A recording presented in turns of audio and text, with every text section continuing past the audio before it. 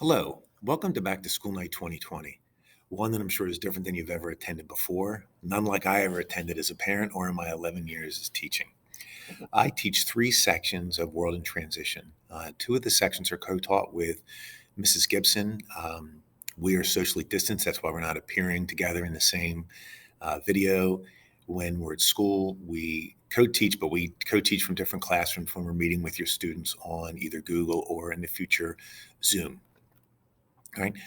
So the course again is called World in Transition, and some of the topics we cover are the new ideas and new empires, changes in European society, industrialization and naturalization, or nationalism, I'm sorry, and the world at war. Our class will end with the end of World War II is where we stop.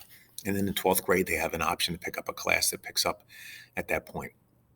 Right now, we're doing the Ottoman Empire. It was a very large empire that lasted until 1922, until after the end of World War I. So at least for the kids, it brings it into a little bit more of a modern time for them to understand the relevancy of this empire. So it's one of the first things that we work on. We'll be doing three different chapters during the first semester virtually, and we basically are going to do three chapters at a time throughout the year.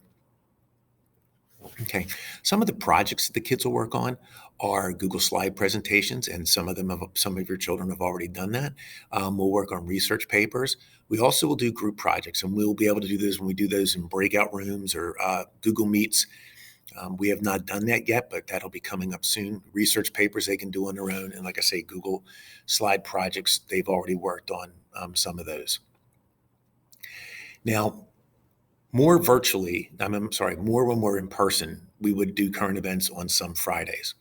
Each marking period, students will report on different countries throughout the world. So this way, we can just pick a country or an area of the world and say that their current event has to come from that. They have to pick a news article, write a few sentences about the summary of the article, and then they have to write a few sentences of the reaction. And hopefully we can spark class discussion about the current event and then maybe tie it into what's going on now in the world, and can we tie it into something that has happened in the past.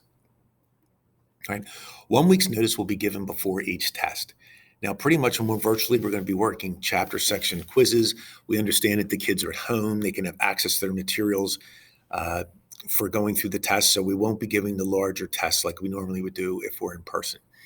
When we come back, we still could have chapter section quizzes. We will go to regular chapter tests. I do not have any information as of now to tell you about a midterm exam or a final exam, whether we will have them or not.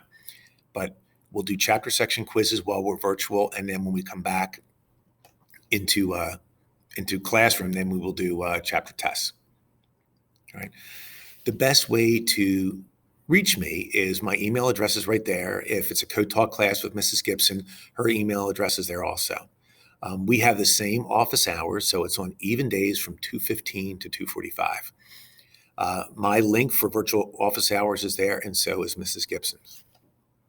The best way to probably contact either one of us is by email, and then if you would like to set up a meeting or a special time or something like that, that's something hopefully we can accommodate for you.